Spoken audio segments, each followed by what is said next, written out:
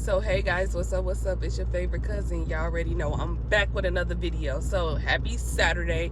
And in today's video, I want to talk about how you have taken control over your own life. And when you are no longer, we talk about this numerous of times on this channel, right? But when you are no longer available to do what, other people want you to do, or you just put yourself as a priority, and as understood, people will have a hard time with that. But again, that's not your problem, that's their problem to deal with, not yours. Now you have moved on with your life, right? You have moved on, you're in this happy place, meaning you have boundaries, you know who you are, you more self-aware, you understand how precious your mind and being away from negativity is. And maybe you've been surrounded by that all your life, or maybe that's who you were at one point, but things in time have changed and you've moved on so good, like you're doing so good, and you will have people who still try to pull you back or still try to hold on. They holding on by your leg, okay? They holding on by they just won't let go, and I just want you to understand that when you're dealing with people like that, it's not your fault.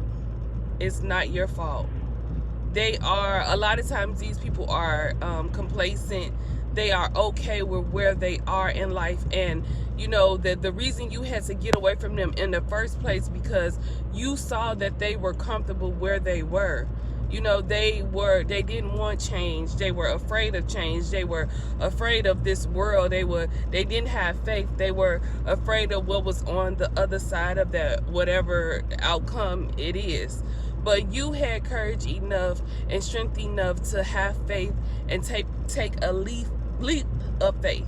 They don't have that. For some reason, they're stagnant. They're afraid of this world. But that's their problem. Everybody have their own different journey. Everybody have their own, things that they go through in order for them to say, hey, I'm getting tired of this. There needs to be some type of change. But, everybody doesn't change at the same time. So you can't fault them, but also you cannot keep allowing them to pull you back, And this is what these manipulators will try to do. They will try to hold on for dear life,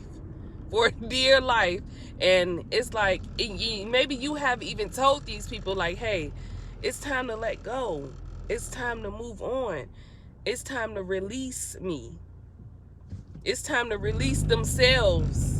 But they just, for some reason, they don't want to do it. But that's not your problem. What I want you to do is continue to focus on yourself and continue to move forward. You can't stay stagnant in your life to make somebody else comfortable.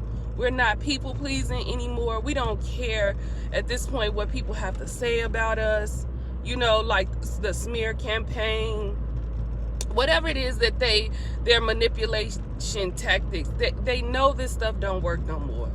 They know they don't have a leg up, but they still try to hold on. You pray for these people, but you, for the most part, you protect yourself, you love on yourself, you understand that that is not where you want to be, and you move on and go and be happy. Have the blessings that God has for you. God removed you out of this person or these group of people's lives for a reason. And now that you come back around, because for some reason you have to communicate with these people, you can still communicate but protect yourself. You can still communicate but don't have to revert to their lower mentality in order to communicate with them. You communicate from a distance if you absolutely necessarily have to communicate with a certain amount or a certain group of people. So just love on yourself, protect yourself, and don't let nobody take you back to where they are comfortable. It don't matter if and a lot of times these people throw fits. They just don't want to see you move on. But it's happening. It has happened, and it's okay. But I want you to know that it's okay to move on. Don't allow your loyalty or this mental cage that they try to put you in keep you trapped. You removed yourself from it. Don't go back to it. Don't engage in it. And don't care about what, or don't feel sorry for these people. Because when 9 times out of 10, when they were doing what they were doing to you, they didn't feel sorry for you. They didn't feel sorry for you. So why, I mean, you, and I'm not saying you have empathy, but feeling sorry for somebody and having empathy and still engaging with them are 3 totally different things. You know, so if you have to communicate with these people, again, communicate from a distance. Say as less words as possible. Spend as less time as possible. They can't stop you. And they're going out of their way to try to stop you or try to bring you back because they are so afraid of this world. They have fear of this world, but you don't have fear because you know who you serve. You know who has your back. You know in the midst of when your back is against the wall, you know who comes for you every time and has blessed your life every single time. And then it's not a human being on this earth. Yes, God may send people to you, but overall, it's Him. So, you know, take care of yourself. It's okay to move on.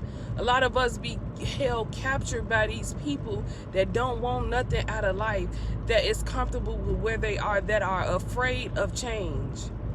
We are held back when we have these big goals and dreams, and we know that God has given us, you know, purpose, and we want to step into this purpose, but out of fear of, you know, looking better than someone else that don't want to do something, or, you know, making them look bad, you stop your life. That don't even make any sense. Why would you stop your life for somebody else? Why would you stop your goals and your dreams for somebody else? Why wouldn't you move on in healthier relationships for someone else? That's insane to me. And believe it or not, at one point, it wasn't insane to me because, oh, of loyalty, oh, because of history, oh, because of titles. Not anymore. Not anymore. When it comes to myself, all of that stuff means nothing to me, because if you're not okay, then how can you be there for someone else? Impossible. You'll be drained. You won't be able to move on because this person or these group of people will constantly try to put you in this box. So we have to learn, as people with caring hearts, as chosen ones, as people who have empathy and love for other people, we have to understand that, yes, those feelings are very valid, and to the core, that is who we are. But when it comes to our growth and our change and the things that we need to do for ourselves, but most importantly for the calling that God has on our life, that has to come second. And you can't feel bad about it. Everybody have choices in life. Everybody have a story.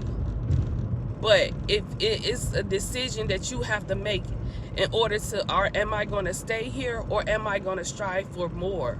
Do I want more? And am I saying I just want more, or am I actually putting one foot in front of the other and showing actions to have more? Am I afraid of this world, or am I going to walk out by faith and believe that I can do all things through Christ who strengthens me? You have to ask yourself that.